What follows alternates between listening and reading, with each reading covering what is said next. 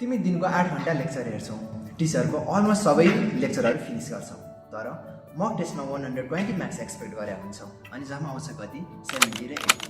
अनि त्यो रिजल्ट हेरेर तिमीलाई लाग्छ मेबी म इन्टेलिजेन्ट छुइनँ होला, मेबी म गर्न सक्दिनँ जस्तो लागिरहन्छ। तर ट्रस्ट मी, त्यो प्रब्लम भनेको तिम्रो इन्टेलिजेन्समा होइन, प्रब्लम भनेको तिम्रो पढ्ने तरिकामा छ हैन। इमेजिन गर बिहान 6 बजे तिमी उठ्यौ, फ्रेस भयो, ल्यापटप खोल्यौ अनि बायोलोजीको लेक्चर हेर्न स्टार्ट गर्यौ।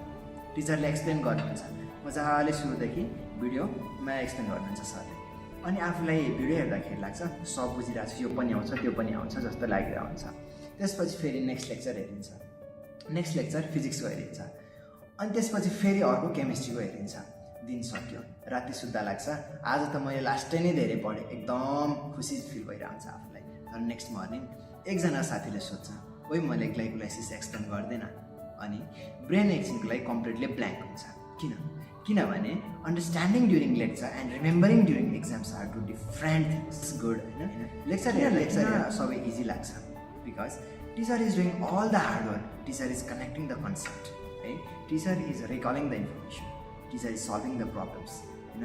टिचरले सोचिरहनु भएको छ त्यहाँ, तिमी चाहिँ जस्ट फलो मात्रै गर्दैछौ क्या, एक्टिभ त्यो रिकलिङै भइरहेछ, या प्यासिभ लर्निङ भइरहेछ। ब्रेनलाई लाग्छ वाउ मैले सिकिहालेँ जस्तो फिल भइरहेको छ, तर एक्चुअली ब्रेनले इन्फर्मेसन बरो गरिरहेको हुन्छ, त्यसले चाहिँ आफ्नो कन्सेप्ट चाहिँ डेभलप गरिरहन्न। एक्जाम हलमा टिचर बस्नुहुन्न, त्यहाँ तिमीले आफ्नो ब्रेन युज गर्नुपर्छ। यहाँ बिगेस्ट इल्युजन के छ त, साइकोलोजीमा एउटा टर्म छ द इल्युजन अफ लर्निङ भन्ने, यो अलमोस्ट सबै स्टुडेन्टलाई हुन्छ, सी एस्पिरेन्टलाई मात्रै होइन। त्यहाँ के भनेको हुन्छ भन्दाखेरि सबै यो अलमोस्ट सबै स्टुडेन्ट्सलाई हुन्छ, हाइलाइट गरिन्छ, नोट्स बनाइन्छ, लेक्चर पनि कम्प्लिट गरिन्छ, अनि लाग्छ कि मेरो च्याप्टर कम्प्लिट भयो जस्तो हुन्छ। तर but let's be honest, book बन्द गर, एउटा ब्ल्याङ्क पेपर ल्याऊ, अनि आज के कुरा मैले पढेँ त्यो रिकल गर्न खोज, एमसिक्यू पनि सल्भ गर्न खोज। के तिमी साँच्चीकै सल्भ गर्न सकिरहेछौ त? न्युमेरिकल इन्डिपेन्डेन्टली गर्न सक्छौ त? न्युमेरिकल प्रब्लम्सहरू सल्भ गर्न सकिरहेछौ त? यदि यसको आन्सर नआउँछ भने the chapter is not complete yet. So what toppers do differently? टपरहरू जिनियस हुन्छन् भन्ने मिसकन्सेप्सन छ। रियालिटी उनीहरू लेक्चर हेर्छन्, बट लेक्चर पछि रियल स्टडी बल्ल स्टार्ट हुन्छ। लेक्चरबाट एक्चुअलमा 30% मात्रै इन्फर्मेसन गेन गरेर हुन्छ हामीले, अनि बाँकीको 70% भने चाहिँ सेल्फ प्र्याक्टिसबाट आइरहेको हुन्छ। उनीहरूले के गर्छ, लेक्चर हेर्छ, लेक्चर सकिन्छ, त्यसपछि बुक बन्द गर्छ, अनि त्यसपछि के चाहिँ मैले लेक्चरबाट सिकेँ त उनीहरूले रिकल गर्न खोज्छ। त्यसपछि उनीहरूले एमसिक्यू सल्भ गर्न खोज्छ, र आज एमसिक्यू सल्भ गर्दाखेरि चाहिँ मैले के कुराहरू मिस्टेक्स गरेँ त उनीहरूले मिस्टेकलाई एनालाइसिस गरिरहेको हुन्छ। त्यसपछि त्यति मात्र होइन, योभन्दा अगाडि जुन लेक्चर्स हेरेको थियो तिनीहरू पनि रिभिजन गरिरहेको हुन्छ, रिभिजन गर्छ, रिपिटेसन गर्छ। द्याट्स वाइ सेम लेक्चर हेर्ने दुईजना स्टुडेन्ट्सको रिजल्ट कम्प्लिटली डिफ्रेन्ट आइरहेको हुन्छ है।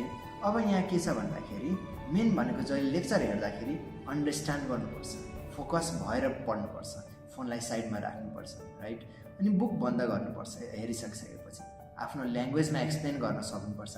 के मैले यो लेक्चर हेरेपछि आफ्नो साथीलाई एक्सप्लेन गर्न सकिरहेको छु त, आफैलाई एक्सप्लेन गर्न सकिरहेको छु त? यदि सकिरहेको छु भने डेफिनेटली मेरो कन्सेप्ट स्ट्रङ भइसक्यो। यदि सकिरहेको छुइनँ भने मेरो कन्सेप्ट अझै पनि क्लियर भएको छैन, आफैलाई एक्सप्लेन गर्न म सकिरहेको छुइनँ भने कसरी मेरो कन्सेप्ट क्लियर भयो त? त्यसपछि इमिडिएटली एमसिक्यू सल्भ गर। क्वेसन्स भनेको चाहिँ मिरर जस्तै हो, त्यसले तिम्रो विकनेस देखाउँछ। मिस्टेक्स भनेको चाहिँ यो स्पेस्ड रिपिटेसनको मेमोरी पर्मानेन्ट हुन्छ, जति रिपिट गर्दै जान्छौँ त्यो भनेको चाहिँ सबै मेमोरीलाई कन्सोलिडेट गरेर हाम्रो ब्रेनमा सेभ गरिरहेको हुन्छ। अब यही डिफिकल्ट छ, कम्पिटिसन ह्युज छ, कहिले काहीँ मार्क्स राम्रो आउँदैन, साथीहरू अगाडि गइसके जस्तो पनि लाग्छ। सोसियल मिडिया खोल्दा सबै टपर देखिन्छ, अनि आफूलाई लाग्छ मेबी म सक्दिनँ होला। But remember everyone is posting their results. Nobody posts the night they cried. Nobody posts the mock test they have failed. Success always becomes visible. Struggle almost never does. I want you to remember one thing.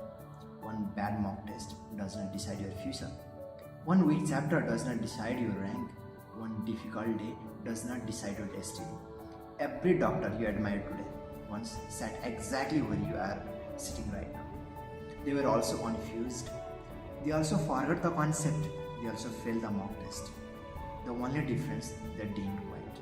So from today, don't measure your progress by आज मैले कति lecture सकेँ त, measure it by मैले कति concept चाहिँ आज clear गरेँ त, कति क्वेसन्सहरू सल्भ गरेँ त, कति मिस्टेक्सबाट आज मैले सिकेँ. Because lectures don't make doctors, learning does.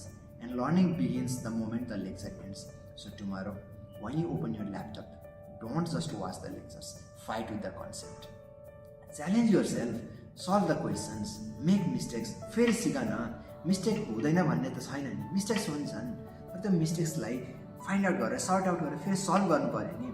Because every page you study today is one step closer to the day someone will call you doctor. And trust me, the day every sacrifice you are making today will be worth it. Keep learning, keep believing, keep moving forward. See you all in the next video.